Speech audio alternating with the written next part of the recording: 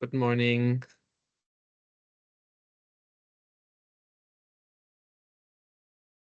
Good morning.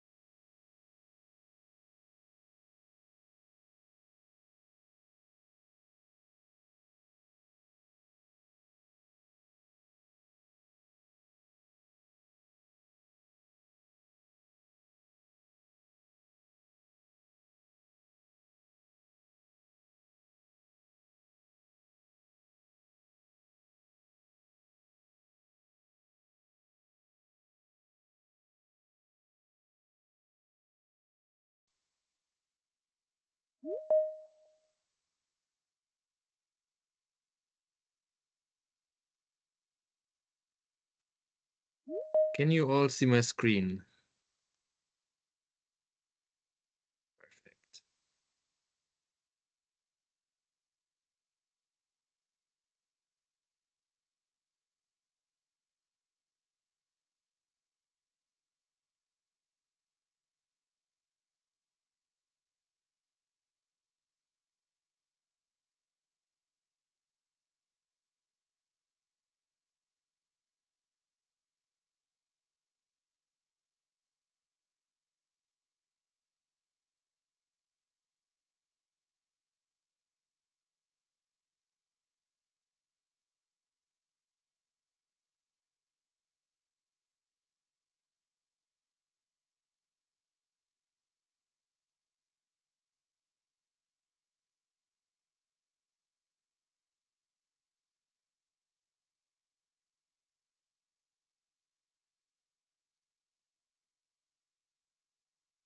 So we will be waiting a few more minutes before we get started with the webinar. And in the meanwhile, we play our introductory DPI safeguards video. Give me 1 second.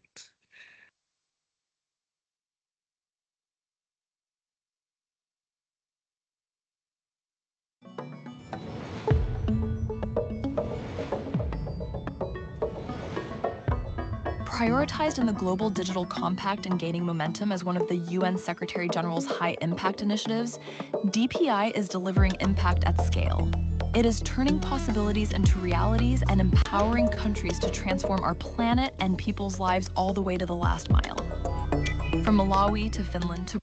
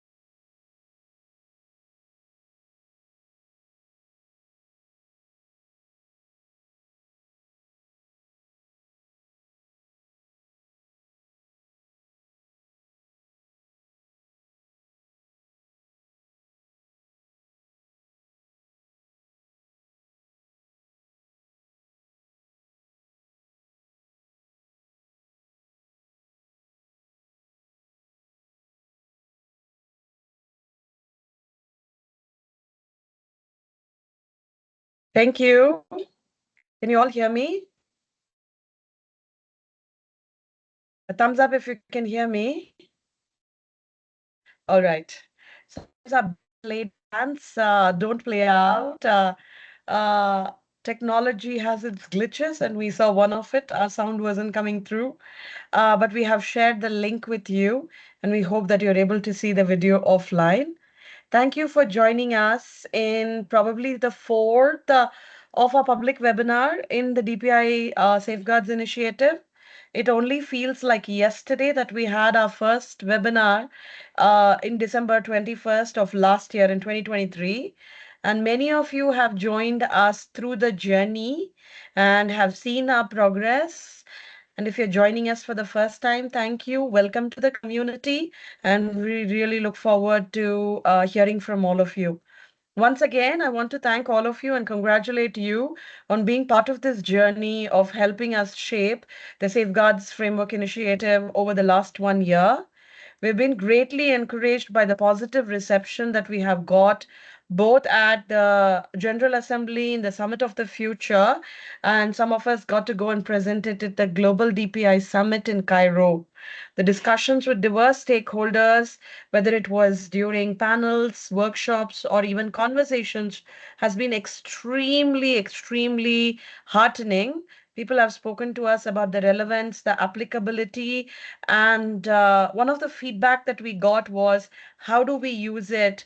Can we have a webinar which is a little bit more intimate and talks to us implementers on how we can use this in country?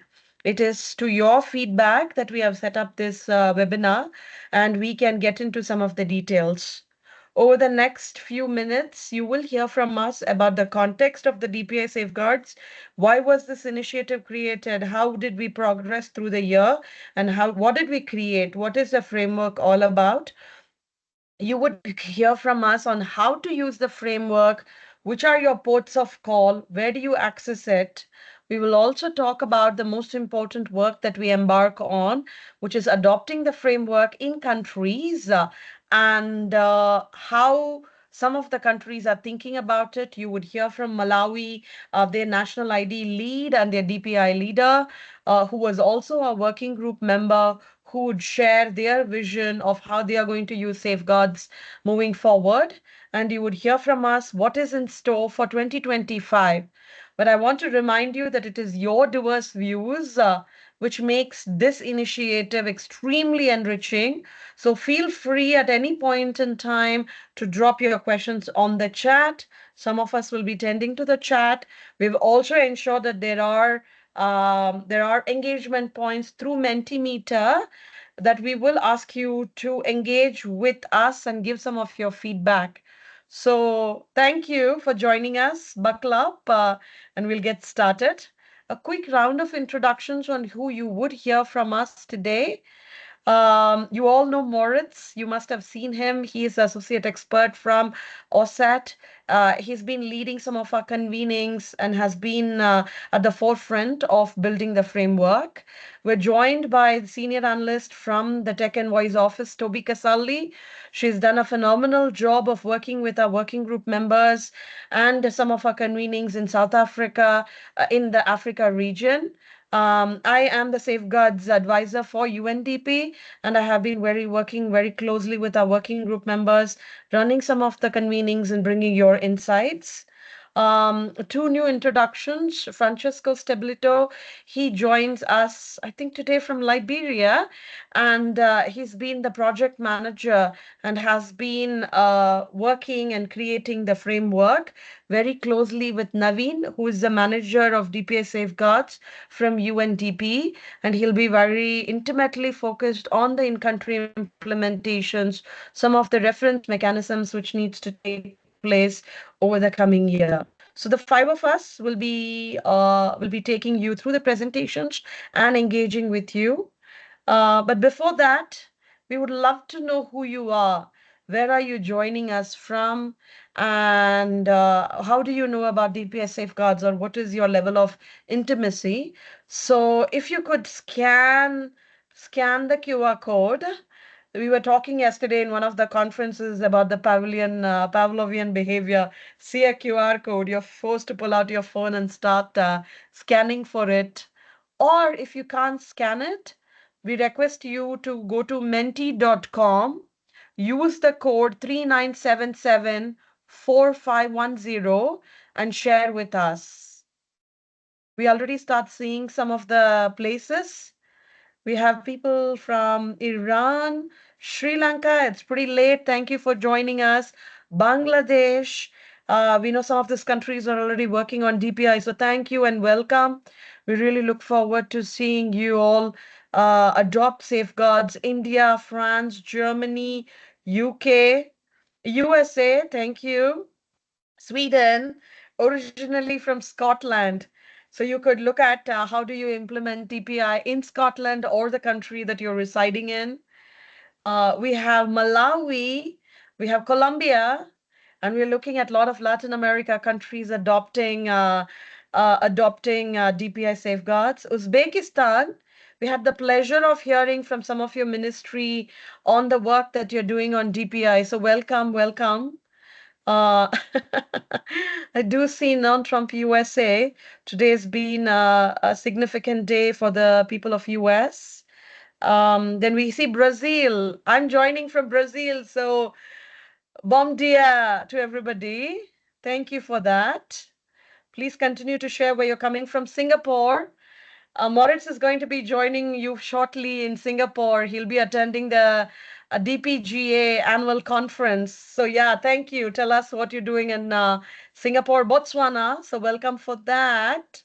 South Africa, you're going to be handling the G20 presidency next year. So big responsibility. And we see Belgium. So with that, can I request that we move to the next question? Now that we know a little bit about your country, we would love to hear from you about how engaged are you with the DPI Safeguards Initiative. Again, please go to menti.com and use the number. It's good to see new people engaged. So I'm very, very heartened to see many of you say not much. You would love for us to deep dive, which is the reason why we're doing this. So thank you for that. And for the people who are actively engaged and know a little bit, bear with us and you can ask us some nuanced questions. So this allows us to know who you are. So thank you, and welcome again.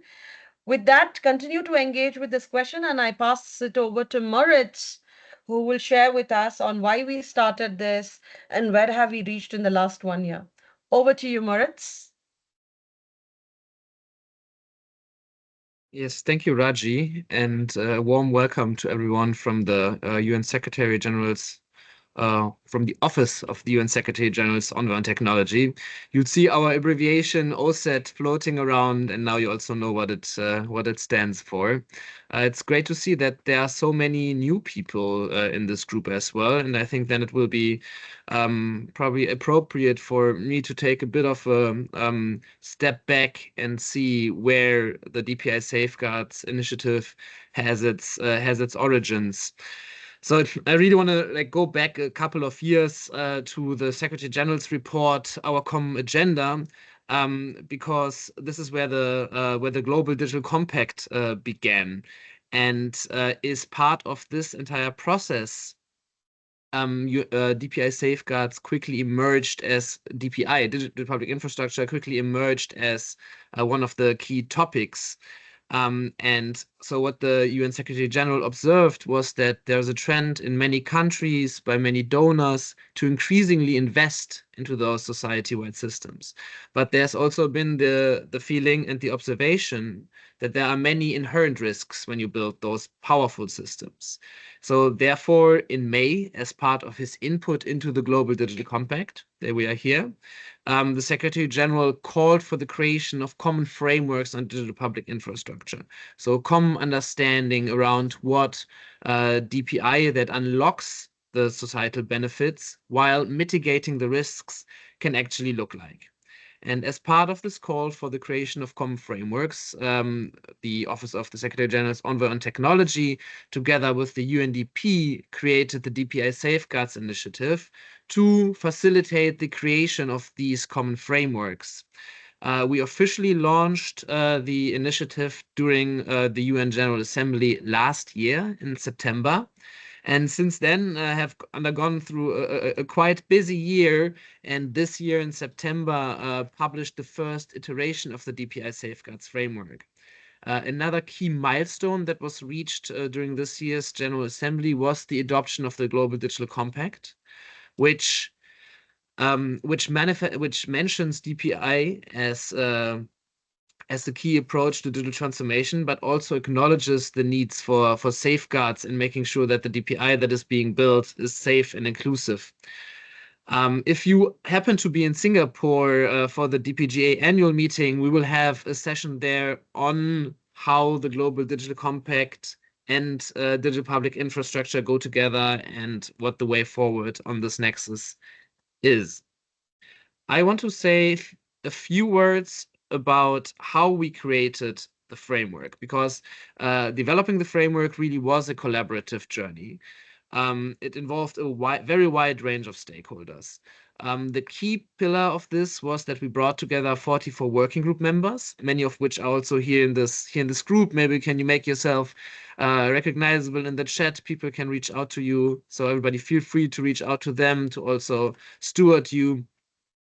And yeah, these working groups, they led the discussions in shaping the framework. In addition to the working groups, we were supported by an international organizations consultative group. These were the 13 big international organizations that helped us to base the framework on their experiences, and they provided insights and feedback. Throughout the year, we've also held many public consultations and co-creation workshops at conferences across the world. Maybe you participated in one of those, and the information that we generated during these events flowed back into the framework creation as well. And lastly, we also received a lot of contributions online by the wider ecosystem. So for us, it was really important that this is not a top-down process, but whatever we do is informed by the realities on the ground, and we aim to continue to do so. I want to just illustrate for a moment what our theory of change here is, because we do want to achieve change at scale, and we want to ensure that DPI is safe and inclusive everywhere and everywhere across the world. And this means that we need to enable collective action, because it's not just the UN or UNDP who can do all of this. We need to activate the entire ecosystem.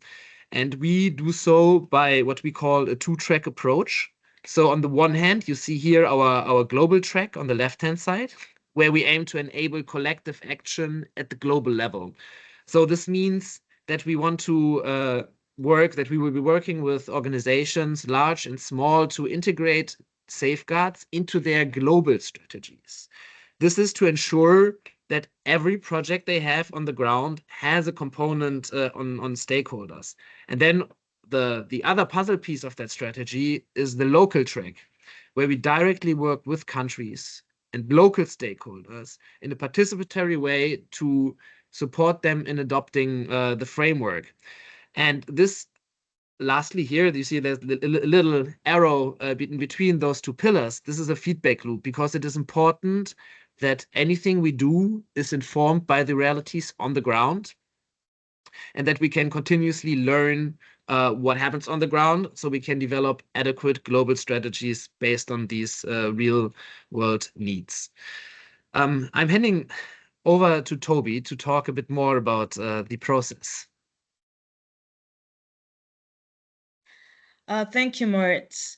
And welcome everyone again. Thank you so much for joining us. I'll provide an overview of the framework, how we came up with the final deliverable that Moritz mentioned that we released in September. So next slide, please.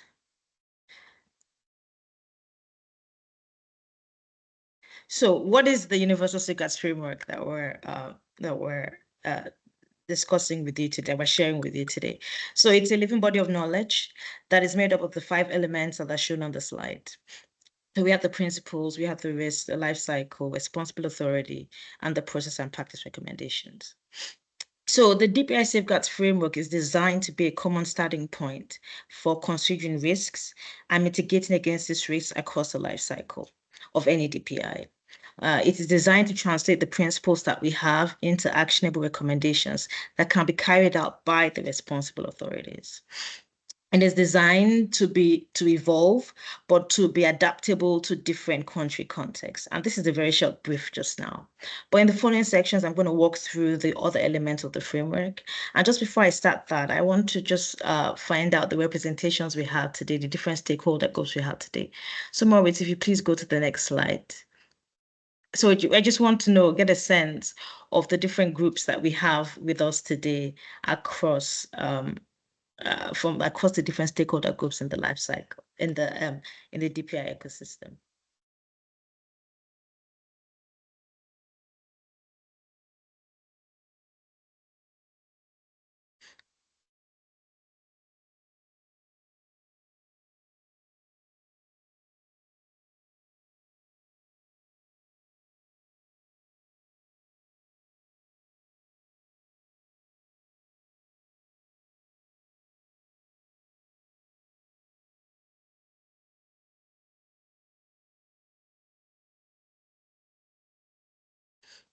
So I can see, of course, and I'm quite glad that we have a quite diverse group of stakeholders here. Our country regulator is sort of lacking behind. We have no regulators here, but we have, I can see multilateral development agencies, we have technology providers, we have donors and funders, we have civil society. and we have a sort of government represented here as well. So yes, thank you, Maurice. Let's move on to the next slide. So this is going to lead me to the first element of the framework we're discussing today. If we keep in mind that we're saying the framework is a living body of knowledge that is supposed to provide actionable recommendations to ensure that DPI safeguards are safe and inclusive. And a key aspect of that framework is the recognition that no single entity is responsible for safeguarding DPI. Different stakeholders play crucial roles in ensuring that DPI is developed, deployed, and operated in ways that are safe and inclusive. And during the development of the framework, we identified a number of diverse personas for many different stakeholder groups. You can see them here. This is not an exhaustive list by any chance, but we acknowledge that stakeholders should be responsible as a whole of society, working together to implement safeguards and to make sure that DPI is safe and inclusive. So it's going to be an ecosystem, whole of society approach, not just for the regulators, not just for the government, not just for government or for the advocates. So as I walk through the other elements of the framework, the risk we address, the principles and recommendations, I want you to look at this through your unique perspectives. As a donor, as a technological provider, what are the risks that I've encountered? How can this framework help me make DPIs safe and inclusive? And also, how can we, as a whole of society approach, as with your colleagues here in government, make DPIs safe and inclusive? Next slide, please. So the second element I'm going to discuss is risks. And we know that DPI is often used by government to provide society-wide services, right? And this means that the risks associated with poorly designed or implemented DPI can have a significant impact on society. Therefore, our approach was to identify and mitigate these key risks that emerge in DPIs and in relation to the International Human Rights Framework and the SDG goals. So we identified a number of risks and we grouped them into these three categories. So we have the risk to individuals, which are safety and inclusion. We also have structural vulnerabilities, and this constitutes risks to, systematic risks at the society level. I'm not going to go into details of this, but we have them. But if we think about risks of safety, and these are some of the risks that arise, for example, when personal data or physical personal assets are susceptible to unauthorized access or real-world threats. When we talk about risks of exclusion, we're talking about risks that can undermine inclusivity, accessibility to DPI, and that can deter from broad engagement and that can prevent the maximization of DPI benefits, which should be accruing to all citizens. And like I mentioned, the structural vulnerabilities are essentially risks that exist at systemic level that prevent DPIs from achieving their objectives. And this can include weak rule of law or weak institutions.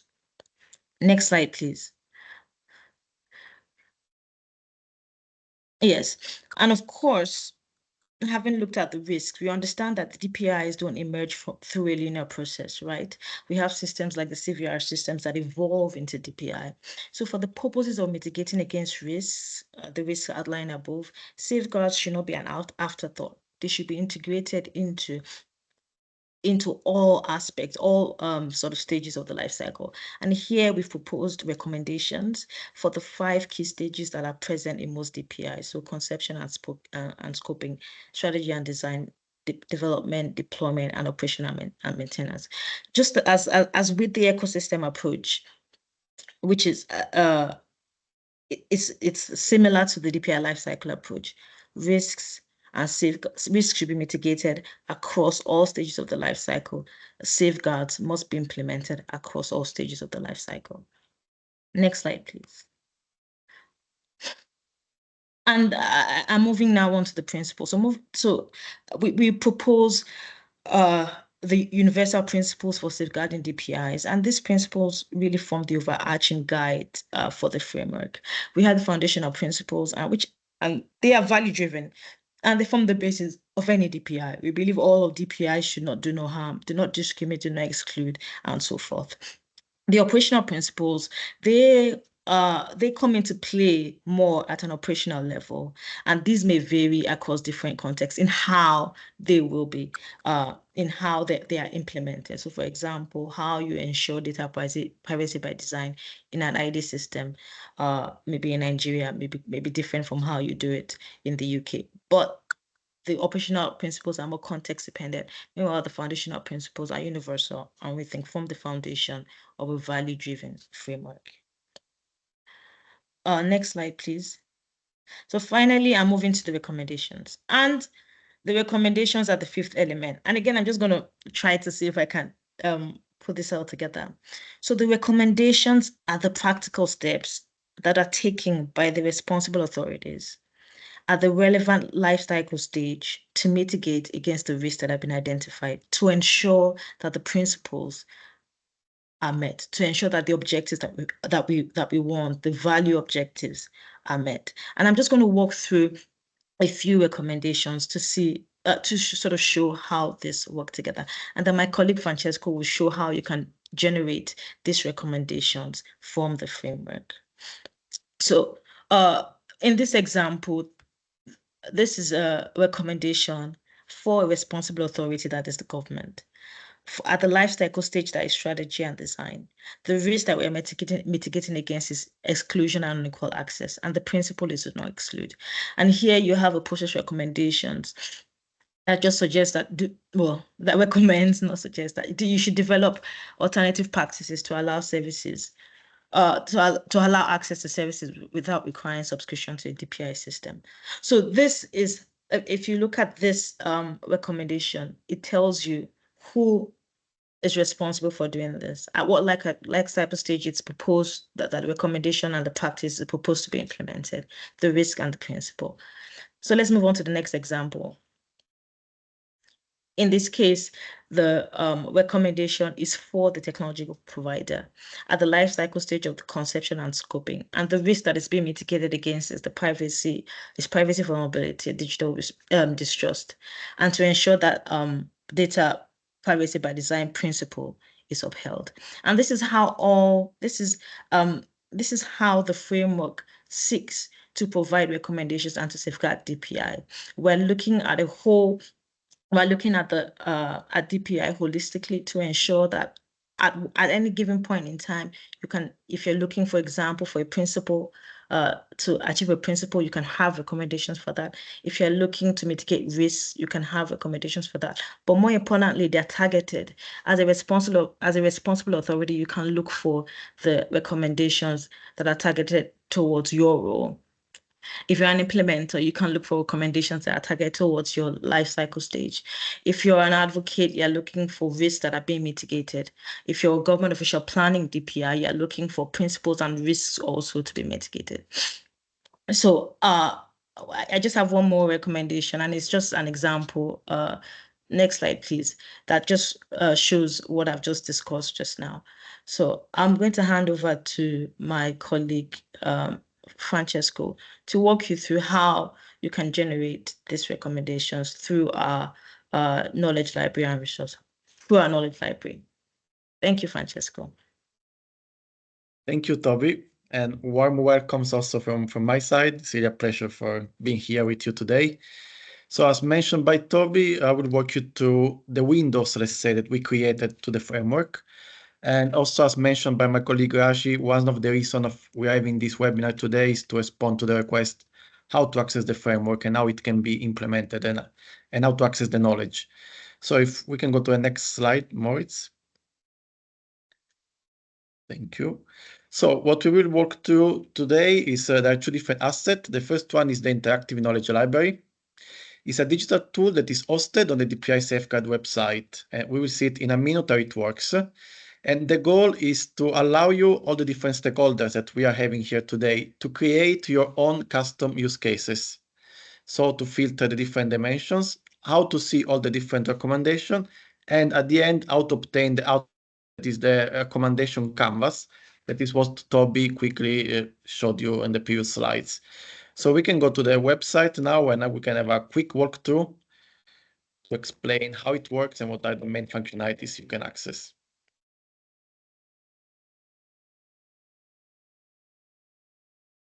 Okay. We provide also the link on the chat. Okay, so what we're seeing here now is the framework interactive knowledge library. First of all, when you go to the website, you are welcomed by a tooltip that explains the different steps and the main component of the website of the interactive knowledge library. So first of all, you will see this chart that represents all the filters. Then we have a widget explaining the different recommendation available. We have also a table view, and then we can start using the tool itself. So as I said, on the left-hand side, we have this chart that represents the filter, so the dimension will be discussed earlier that comprise the framework. So for example, let's say we are a responsible authority and we can select one of the responsible authority, for example, government. Yes, I will slow down a bit. Thank you. So you see when we click on any dimension, on the right-hand side, we have the widget that is telling us how many recommendations are available. At the moment, it's 140, if I can read properly. And we can further filter. So we can drill down by selecting different filters to create our use case, our custom use case I was mentioning. For example, let's select one life cycle stage. It can be strategy and design. We can see the recommendation now is going down to 90. So this is allowing us to create a narrowed view of all the framework. And we can add a filter that could be, for example, related to risk to safety. So we can click on safety and we can select digital insecurity, for example. Here you can select and create your own use cases. So you will be able to click wherever you want and create your own. Yes. Sorry to bother. There's a request from the audience to slow down and go through the framework if you can. Thank you. Yes, thank you. Okay, so what we are seeing now is already at applied filters of the framework. So we selected, to recap, government as a responsible authority. Then we have strategy and design as a life cycle stage.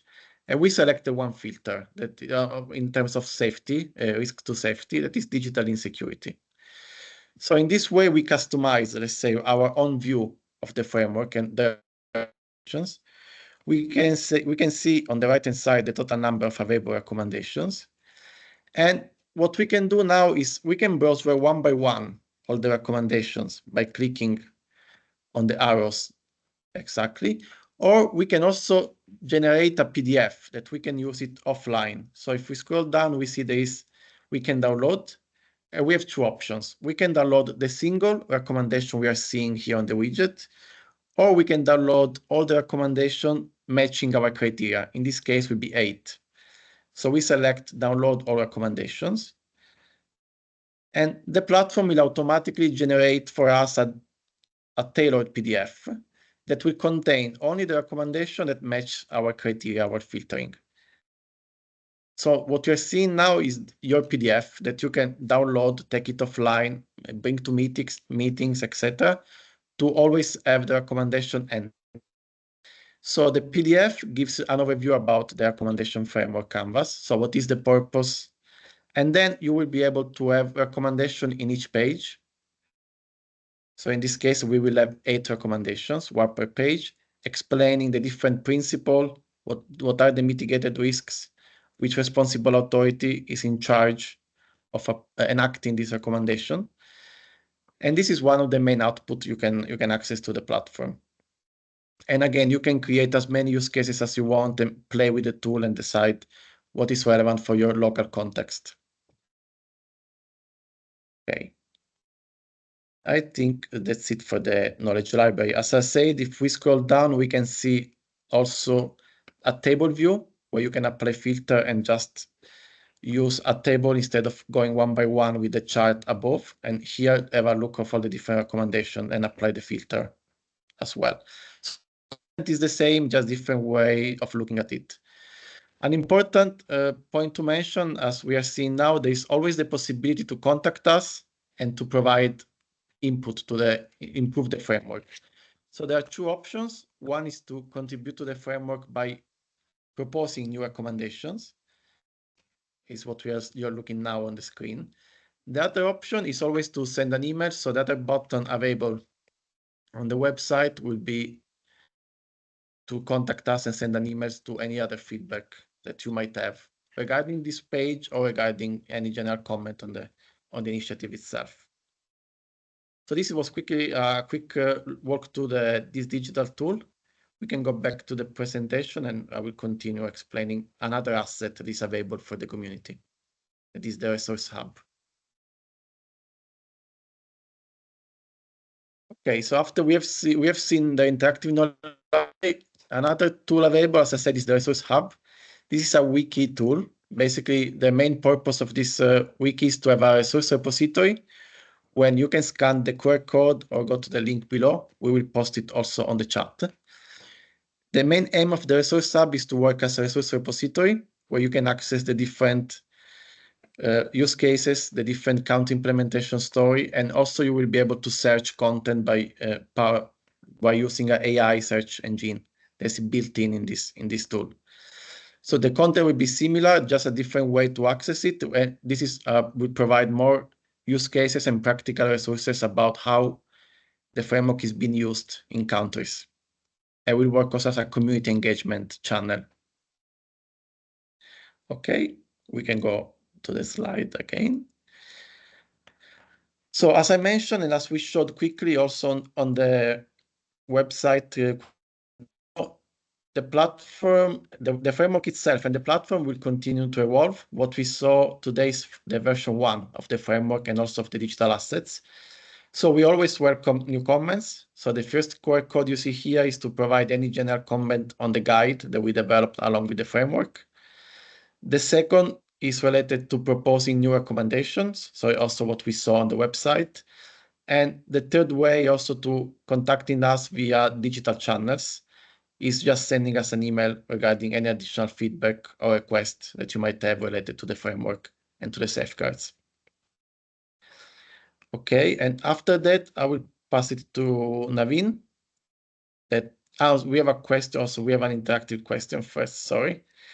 So based on what you saw today and also based on your experience, we are happy to see that the audience is quite different today. So what do you think would be an additional feature you would like to see on platforms? So feel free to share any suggestion, any idea that we will be happily integrate in our way forward. So you can still use the same Menti code. And we can look at some responses. Also, if you have questions at this point in time, I know we've gone through lots. You can either drop it in chat or raise your hand. We can probably take 1 or 2 questions and then go to country adoption.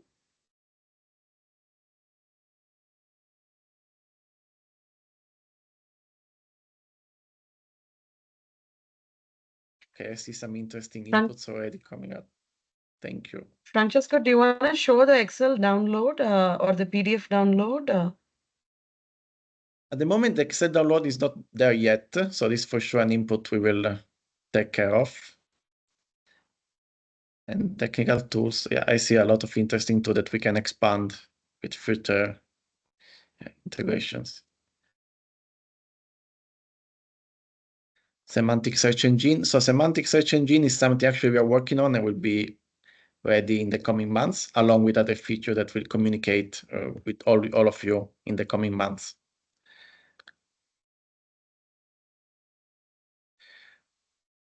Okay, I think we can go back to the presentation. Moritz, there's a question from ITU. Do you want to take it? It's on the chat.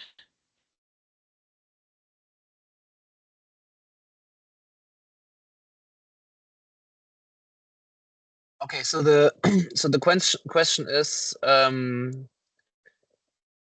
that there was an announcement about further consultations on the framework in October and November, and whether we plan to continue doing this. And yes, the answer is yes.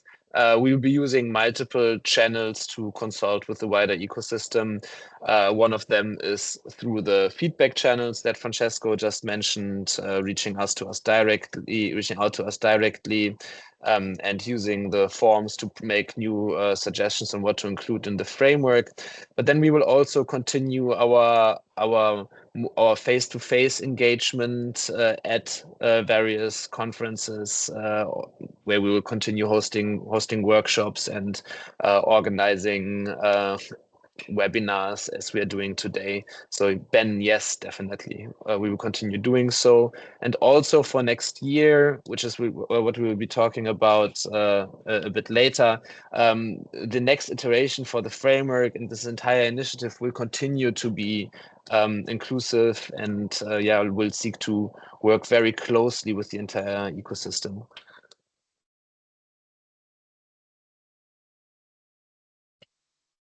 Okay. Thank you, Moritz. Hello, everyone. It's great to have you all here. And it was also nice to see some inputs on the knowledge resources like risk sharing models, financing models. So these are some of the work that we also want to focus on in the coming year, which I'll talk to you in the next slide.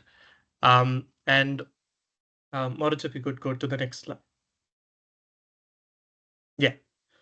So as Moritz just mentioned, our approach for the next year involves two interconnected tracks, which is also similar to what Moritz mentioned earlier, which is the global track and the local track.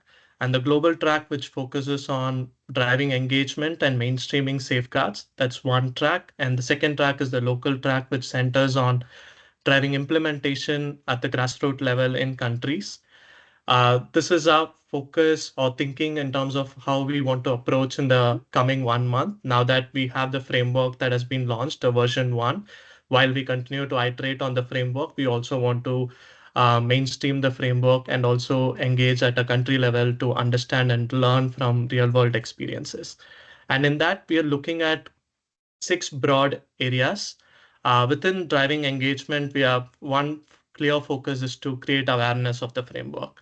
And one of the exercises, like you see, the webinar is one such exercise. And we want to prioritize that by launching comprehensive information channels, whether it's workshops, convening, courses, to name a few. These initiatives will be designed to introduce all kinds of stakeholders from the government to private sector to civil society around the benefits and application of DPI safeguards. So that's the first one. And the second focus is to demonstrate the value proposition of framework and the safeguards in general, and the need for safeguards in the larger context of implementation of DPIs. So we are committed to showcasing such benefits and enhanced safety measures that can be achieved through safeguards. And for us, in terms of activities, these would involve working through partnerships across ecosystem actors from diverse sectors, documenting commitments from countries, endorsements from organizations. So that sets the tone for the global conversations on the framework and also showing the value of the framework at a local level. And while we do that, we want to also simultaneously focus on developing knowledge resources that can support with implementation and also showcases the value of implementing safeguards at the country level and at the global level. So that's the second focus. And the third is to finally ensure all these things have to come together. Once you do the awareness, once there's a value that has been showcased and demonstrated, we want to ensure widespread adoption of the safeguards. And this will depend on context, depend on organization, depend on regions, on what it will mean. But the idea is to mainstream this conversation on safeguards, safety, and inclusivity, and primarily building trust at an ecosystem level. And we aim to do that by actively engaging with international organizations. We are working with the International Organization Consultative Group and also engaging ecosystem partners like implementers who are implementing DPI on the ground, ranging from technology providers to civil society organizations, and also industry leaders to primarily get safeguards into their foundational and operational strategies so that it can then trickle down into specific activities and actions across countries and across different projects that they work on. So while we do this on one side, which is at a global level and driving engagement, we also want to focus on driving implementation, which is what, again, the team mentioned earlier, is we see this initiative as something that will learn from real world applications and constantly inform each other from the global engagement and from the real world applications. And with driving implementation, our primary goal is to ensure that we can build trust through safety and inclusivity measures and safeguards in a few countries to start with, so that that can serve as a reference model or mechanism for other implementers across different countries, different DPI, different contexts to look at and say that, okay, this is one of the ways that we can think of implementing safeguards in a country. And how are we thinking in terms of activities is, one is to unlock and facilitate technical assistance. So as we see at a local level, at a country level, to work on safeguards or safeguards measures, we need support in terms of technical assistance. This could range from conducting human rights assessment across a national DPI initiative to creating governance frameworks for DPI payment system across different states within a country or different regions within a country or at a national level. The aim is to facilitate sort of rapid adaptation and effective problem solving in terms of the challenges that the DPI implementations face in towards safety and inclusion. So that's our anchor. And then secondly, one area is providing technical assistance or unlocking technical assistance. The other is to specifically focus on supporting CSOs and communities so that the trust building exercise is intentional and deliberate rather than just as an engagement exercise. And so we want to focus on that by working with civil society organizations on the ground or facilitating engagement for civil society organizations as they need. And in this way, we want to ensure there's a genuine and meaningful engagement and eventually trust getting developed by the communities on the DPIs that are there in the country to serve them. So that's the second focus. And the third focus is to sort of surface some of these local ecosystem and holding environments, in the sense that there are actors who are already working in various countries on these DPIs and how to address such challenges around DPIs. So how do we surface them? How do we create this collaborative platform where any stakeholder can come in, sort of contribute to not only on particular use cases, but this space is there to ensure there is sustainability to any safeguard initiative so that it's not dependent on one organization working on a particular use case and then leaving, but there is a local ecosystem that can continuously monitor, evaluate, and improve our DPI implementations. So that's our focus. And as we move forward in this engagement, we want to ensure, like I said, a seamless feedback loop between global engagement and local engagement. And in that way, we ensure that we are both innovative and grounded in real world application. And just to give you an example of what implementation of safeguards could look like, I'll now move to a country experience. And Mauricio, if you could go to the next slide.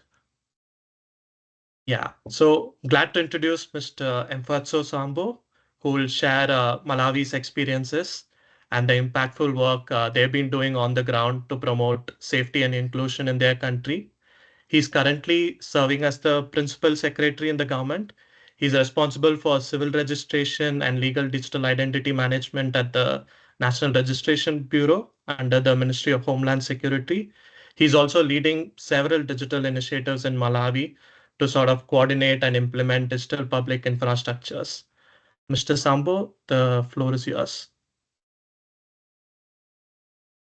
Thank you very much. Good morning, good afternoon, and good evening for some of us. I have a few slides that I would like to present to the panel. I'll share the experiences from Malawi. Basically, this is a practical experience that we're going to share with you from the theory we have learned so far. Next.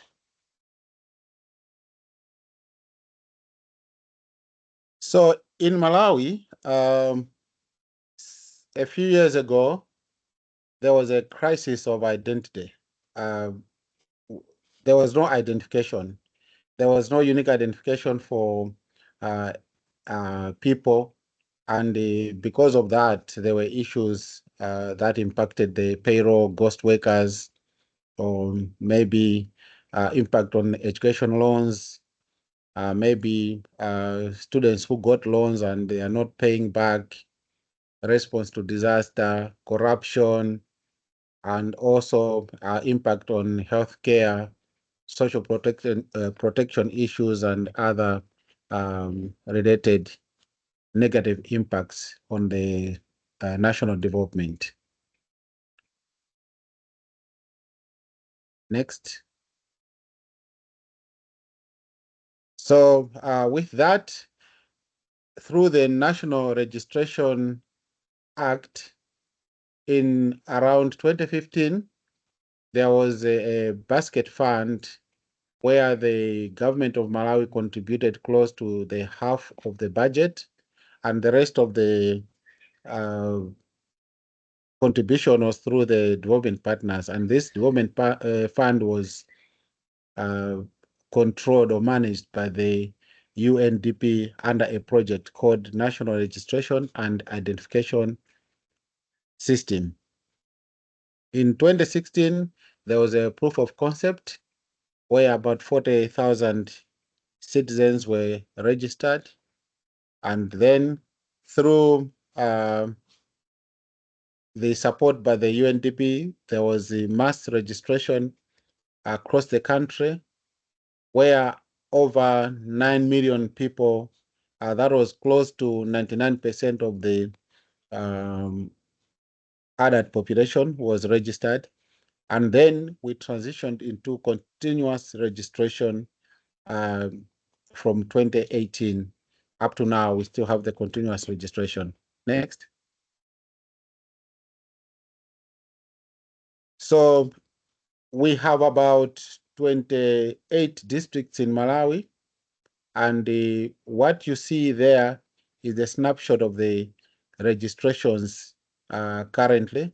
We have now registered over 12 million people, and so far the capital city has the highest number of the registrations. By the way, this has been updated because we are doing continuous registrations, and with the oncoming general elections in next year, more registrations are happening every day.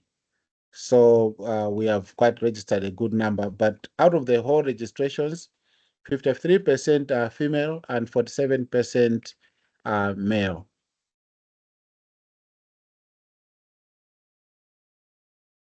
What you are seeing there is a picture of the national identity card that is issued in Malawi. We register everyone with 10 fingerprints, a picture, and also demographic data. And the backside of the ID card, there's a fingerprint and also a QR code and also magnetic readable zone.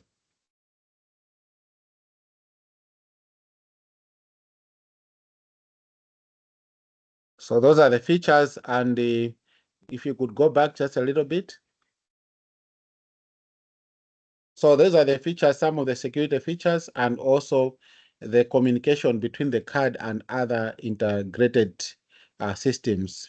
That's through the unique ID number, the QR code, the MRZ, but also the chip that is embedded on the card. On the chip, there are several applets that can be used, including e-health, driving license, or ICAO, and other applets that can be loaded on the chip.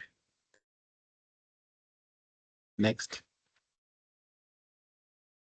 So, looking at the way we are using our national identification system, specifically through the card, we discovered that there are some risks that are identified. and there are mitigation measures that we can share as Malawi. So in terms of exclusion, we try as much as possible to be very inclusive through outreach programs, public awareness campaigns, and collaboration with the leaders, as well as feedback mechanism. I can quickly mention that we do outreach registration exercises. For the past 2 years, we've been very intensive because we have to register everyone in preparation for the general elections to ensure that the elections are inclusive as much as possible. We have removed through executive orders any fees associated with to access the card, but we also have made sure that every person or people with disabilities, they have, or the elderly, they have access to this card. We engage through different ministries, departments, and agencies to reach out to the local chiefs or other structures like the education structures. We use the Ministry of Education, the teachers, to help in the distribution of the card and other issues. For discrimination, as a risk, we have different mitigations. You can see from the slide, public awareness is key in most of the interventions to ensure that people understand the importance of the card and how the card can be used.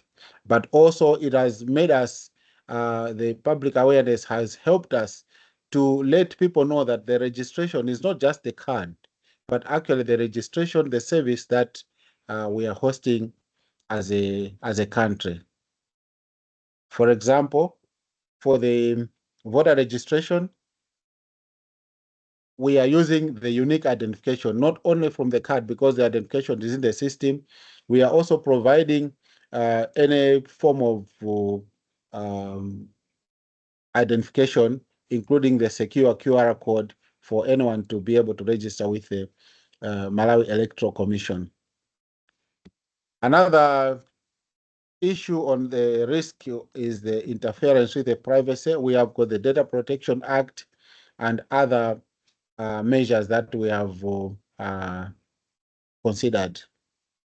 For system failure, we have a disaster recovery site. Actually, there's a disaster recovery site which is over 300 kilometers away from the main processing center, but we also do backup to ensure that the system can quickly be restored when there's an event of failure. Next. So looking at the digital public infrastructure life cycle, the national identification system in Malawi used the DPI life cycle that we just that has just been developed, or that is being championed by the UN, the UNDP. So we went through the scoping, the strategy and design, the development, deployments, up to the O and M. Next. So on the scoping, we have the laws that are available, the National Registration Act and also the Data Protection Act, but also the regulations that are there.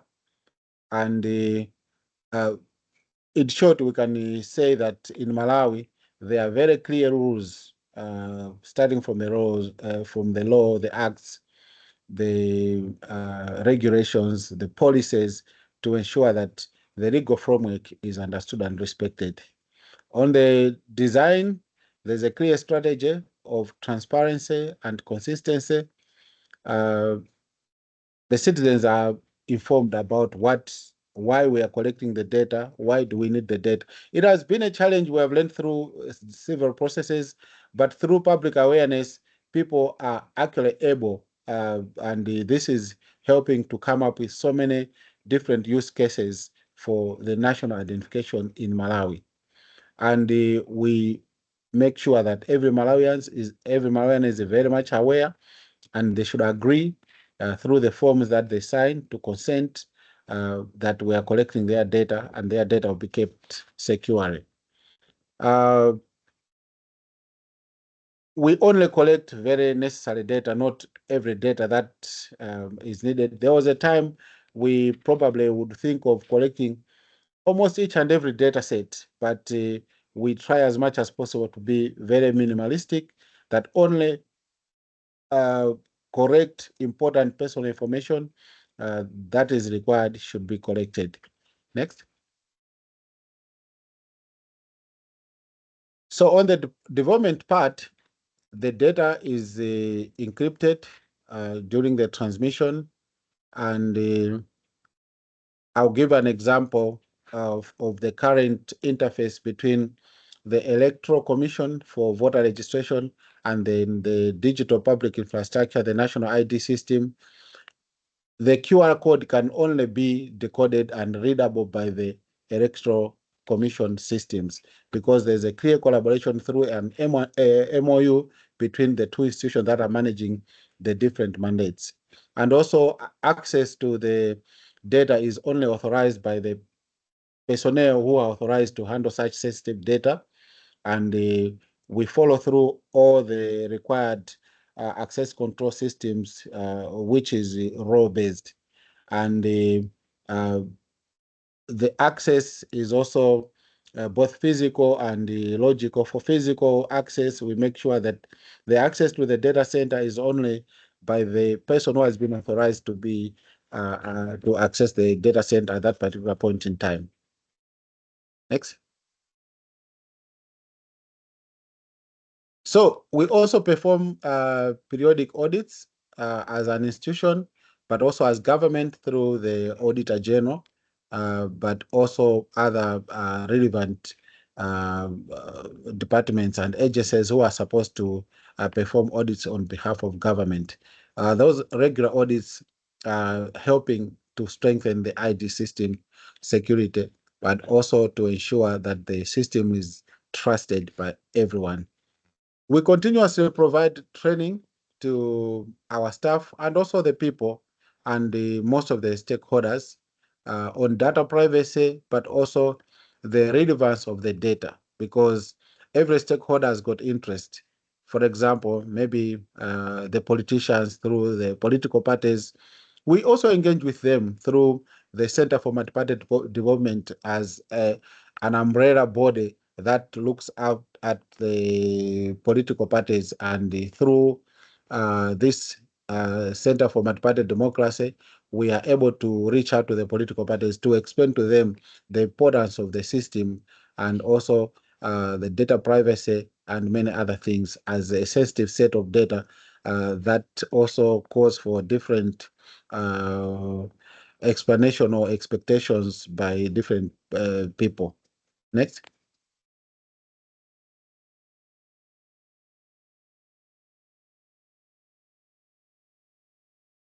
During the O&M, there's a lot that we are already doing, like international collaborations.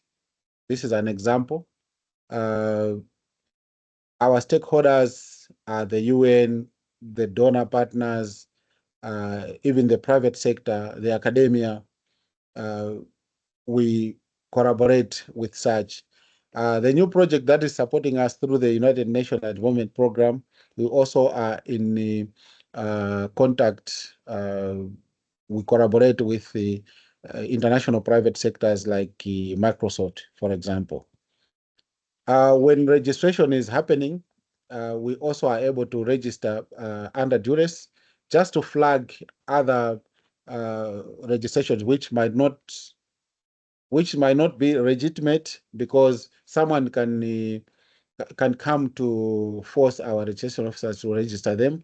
But once this is marked as the registration under duress, it calls for further reviews, and this also gives credibility to our registration process. And there's a grievance redressal system that we are using. This includes the call center that is available during the working hours for now, and it's it's proving that it's an important thing to be maintained during the operations and maintenance of the national ID system in Malawi as a DPI. We have SOPs at all levels to make sure that every process is guided by a living document that is approved by management, and that everyone follows the same process for consistency and also standard registration process. Next.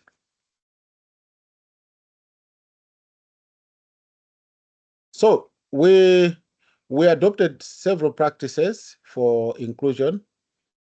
Stakeholder engagement, I've talked about this, engagement with the government agencies, ministries, the civil society, and also all other stakeholders to ensure that they understand and that the system is meeting their need, and they also are supporting us with feedback to provide what is expected from their end.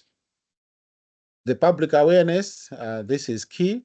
We are doing a lot of campaigns through different methods to reach out to the grassroots. We have, excuse me, we have registration centers that are deployed across the country, and we are opening some as additional registration centers which are permanent. But we also do outreach registration by through maybe permanent schools or other public infrastructures to get closer to the people, giving a chance to every Malawian to be able to register for the system. But we also distribute the cards through different channels, but mainly we use the government, the public channels, the public structures like the schools through the head teachers. Next. We continue with the monitoring and evaluation and other governance procedures to ensure that the system is trusted. Now, looking at the future of the DPI safeguards in Malawi, we are looking at enhancing the technology integration. So all the stakeholders like the private sector and the government departments are supposed to integrate with the system, which is a core of the business as far as the unique identification for citizens is concerned. The data privacy, we are making sure that we have advanced encryption for the data, but we also have the user-centric design and accessibility to improve the usability for the ID services. So we are thinking of expanding to more mobile and online platforms, because most of the Malawians, some of the Malawians are not in Malawi, are in diaspora, and they are not able to access the service currently because we don't have a clear interface with them. So we'd like to provide a digital interface for them to use. We also have a cyber security framework. The cybersecurity system has been developed as a unit under the ICT department to ensure that for future we have a very quick and dedicated incident response management, and this team is responsible to be reporting to the Malawi CERT, which is the Cyber Security and Emergency Response Team. But also we look at dynamic legal and the policy framework to ensure that the system is a trusted system. Next. This is my last slide. Thank you and greetings from Malawi. Thank you, Mr. Sambo. This was such a comprehensive presentation that you ran through the first design phase to the final phase, including the how to do future implementations. We have a couple of questions on chat. Would you be okay to take it up now? Yes, I'm able to take the Sure. questions now. Yeah, I can just round up the questions. One is the question is on the validity of the ID, like how long it's valid and is there a lifelong validity and what's the thinking behind that? And this another question is, can private sector players leverage the ID systems for creation of new solutions around the ID systems? And broadly, another question is there any framework that sort of supports your work in developing this ID system? I would like to respond in a broader terms that currently the framework that we are adopting is the current framework that we are using. Initially, we had no clear framework to be followed apart from the usual academic system development frameworks. Over. Okay, and for the if you have any other questions, please feel free to reach out to us on the ID that has been shared on the chat. We may not be able to cover all questions here, but yeah. And this slide particularly is to focus on another question that came up in the chat on how do you how can you connect with us on implementation. So we have set up a Google form where you can reach out to us, and we are still currently in the phase of starting these conversations on implementations. So we will reach out to you once we receive a response from you. Okay, Moritz, I think we can move to the next.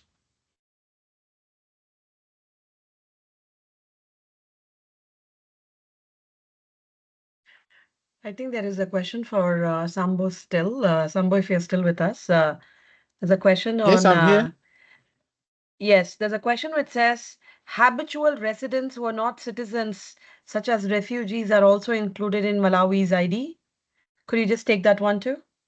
Yes, very quickly, I'll say no, because we are reviewing the laws. Initially, the Refugees Act is the one that mandates the registration of refugees by another department. But currently, we are incorporating everything into. So we are able to register everyone, foreign residents, even those below 16 years old children, but not refugees. Once the law is passed, then we'll continue and make sure that 100% of everyone who lives in Malawi is registered through us. Over. Thank you. Thank you, Sambu, for that. Great set of questions coming through, and some of the answers lie in this slide. Our hope and the way that we are building our strategy execution from now to November of next year is focused on how do we unlock collective action from across the ecosystem. You'd have heard Toby ask, which responsible authority are you representing? So we are engaging in conversations with government, multilateral organization, civil society organizations, technology providers, private sector. All of them are covered in our conversations. And some of our building blocks are how do we drive safeguards adoption? And that is a two-way conversation. The global track, which will look at mainstreaming the safeguards at the global level. And that means how do people take it into their own products? Some of you have asked, like, will you work with World Bank? Will you work with ITU? All of those organizations are what we're having conversations with. And then there is a local track where we work with countries and we are focused on in-country implementation. Again, great question where you asked, is UNDP going to be involved in it? The vision for the local track is any agency, any responsible authority can pick it up and implement in countries. However, we know that we need at least first 5 or 6 or 10 reference implementations so that the ecosystem can see how some of these implementation takes place. We also saw a question somebody asking, will you showcase more countries like Malawi? So that is the reason that we have the local track, We will do some reference implementations. We will showcase all the learnings that we go through with the implementations to all of you so that you can all learn and you can contextualize for your own countries. The list of countries that we will work with is under discussion right now. And like I mentioned, we will come back next year and share those commitments with you. But as Moritz pointed out, GDC, the Global Digital Compact, is signed by multiple countries, and they have all agreed to DPI and safeguards when they implement. So it is a multi-year process that we will see countries adopt as we move forward. To enable all of this next year, we will continue to evolve the framework. So please continue to share your feedback with us. And if you see any gaps, if you say that there is not much representation or you should be looking at certain themes, please do write to us. We will continue to evolve these digital platforms. You had asked us, will there be AI implementation on top of it? Will there be more depth? We will continue to do so. We also see that you had spoken about funding models, governance models, some of the measurement mechanisms that we need to continue to build to support these implementations as we go forward. We will have a refresh of the stakeholders, multi-stakeholder working groups to continue to bring diverse views as we move forward next year, like how we had this year. And finally, driving communication, advocacy, building these case studies are all part of this. And Robert, to your question on is this linked to 50 and 5 campaign? Yes, it is. If you see 50 and 5 has safe and inclusive DPI implementation and they adopt the safeguards directly, how we work with the countries who have committed for the commitments is something that Moritz will be discussing as he heads to Singapore next year with all the countries. We will come back in March or April of next year and give you an update on that. Moritz, they're asking if there are any upcoming meetings. Do you want to give a sense of the convenings? Yeah, so I was just starting to type away in the chat box. So we will be in the at the DPG annual meeting in Singapore next week. And for next year, so far, what we have confirmed is that we'll be participating at RightsCon and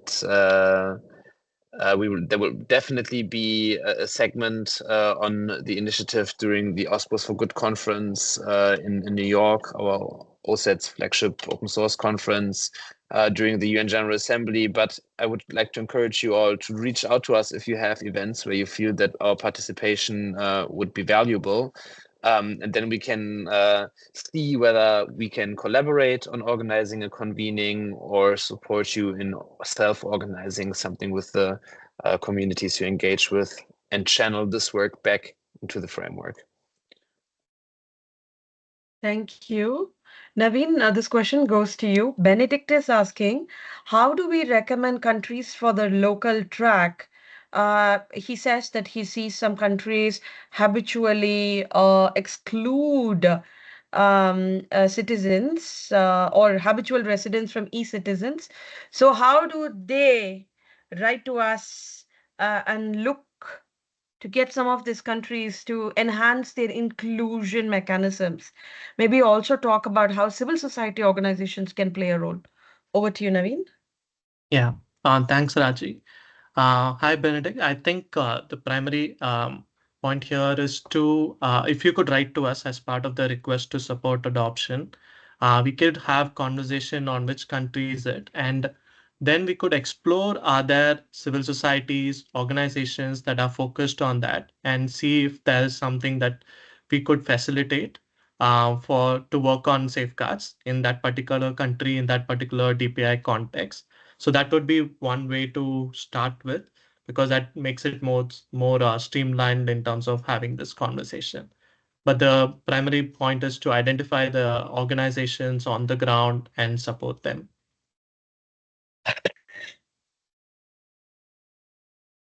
Thank you for that. Toby, this question goes to you. Roshan Regmi is saying that we are a financial services organization providing end services overlaying DPI.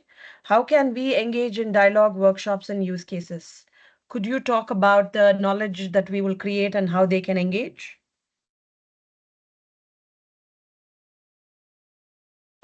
Thank you, Aji.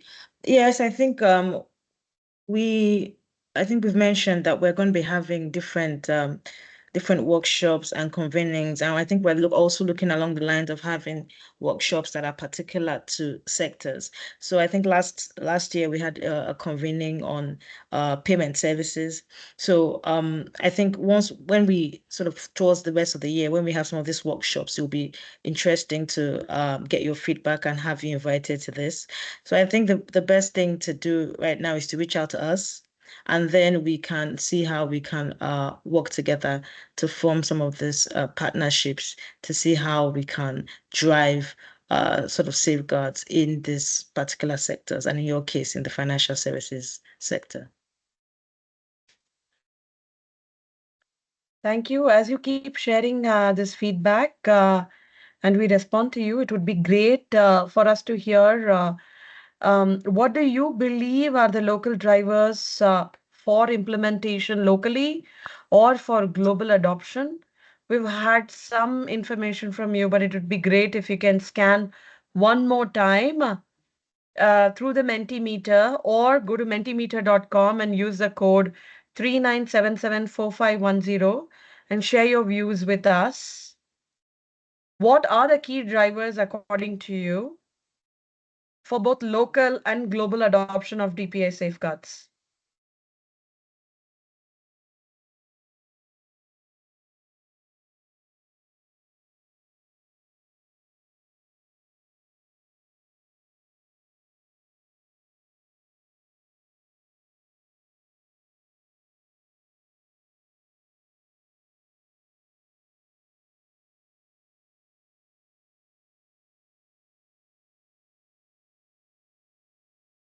I would also encourage you to share with us a little bit with more specificity.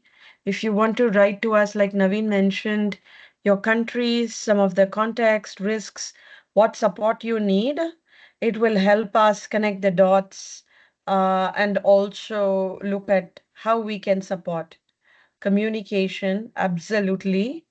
Communication and sharing some of these case studies and the new knowledge that we are creating and learning whether it is working is a very important piece of our strategy. Building trust both locally and globally on the safeguards is something that we are focused on. Thank you for that. Country level chapter, that's a very interesting idea. Sustainable financing. We are thinking about how do we unlock sustained financing for safeguards, and how do we unlock it for countries as they go on this journey. Outcomes-based assessment. We do have an initial assessment in the guide. We would love to hear more feedback on does that help you? What else would you like to see added to it? Private sector incentives. I do know that some of the private sectors are here attending the meeting, and I would love to hear from you. What incentivizes you to take up safeguards and build social innovation on top of these public rails? Again, a dialogue that we need to unlock and hear from all of you. Inclusion with youngsters, definitely a conversation on how the youth and youngsters can play a part in civic engagement and part of the DPI journeys of countries. Absolutely. Bespoke technical support. We are looking to bring some partnerships and make them part of this network, and they can make themselves available to countries as they move forward with it. Ensure education. We got some good feedback of you offering um, help and partnerships of building training material.